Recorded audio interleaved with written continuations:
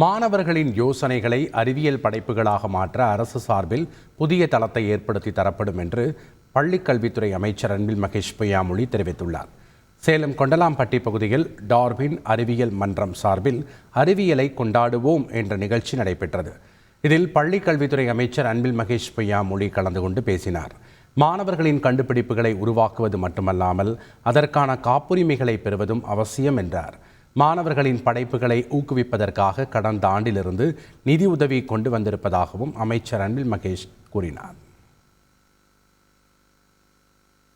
நம்முடைய MSME department மூலமாக நம்முடைய மாண்பு தமிழ்நாட்டுடைய முதலமைச்சர் அவர்கள் பள்ளி அளவில் 11ஆம் வகுப்பு 12ஆம் வகுப்பு வரை படிக்கக்கூடிய பிள்ளைகளுடைய அந்த கண்டுபிடிப்பை ஊக்கப்படுத்துகின்ற விதத்தில் அவர்களுக்கு தனியாக நிதி உதவி தந்து அதை மிகவும் பெரிதாக அதை கொண்டு வர வேண்டும் என்கின்ற அதையும் நாங்கள் கடந்த ஆண்டிலிருந்து நாங்கள் தொடங்கி இருக்கின்றோம்.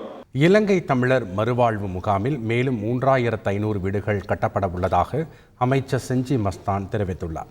சென்னையை அடுத்த புழல் காவாங்கரையில் உள்ள இலங்கை தமிழர் மறுவாழ்வு முகாமில் மக்களை தேடி மருத்துவ முகாமை அமைச்சர் செஞ்சி மஸ்தான் தொடங்கி வைத்தார்.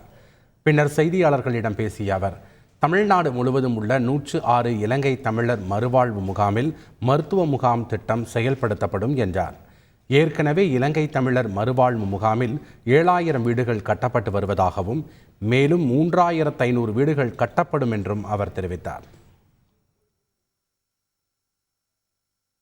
தமிழகம் முழுவதும் முதல் கட்டமாக 3500 வீடுகள், இரண்டாவது கட்டமாக 3500 வீடுகள் கட்டுவதற்கு மாண்புமிகு முதலமைச்சர் நிதியினை வழங்கியிருக்கிறார்கள்.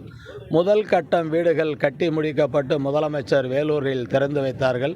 மீதமுள்ள வீடுகளை நாளை மறுநாள் தூத்துக்குடி, புதுக்கோட்டை, விருதுநகர் போன்ற பகுதிகளில் நானே நேரடியாக சென்று திறந்து வைக்க உள்ளோம். செய்திகளை உடனுக்குடன் தெரிந்து கொள்ள உடனே சப்ஸ்கிரைப் பண்ணுங்க.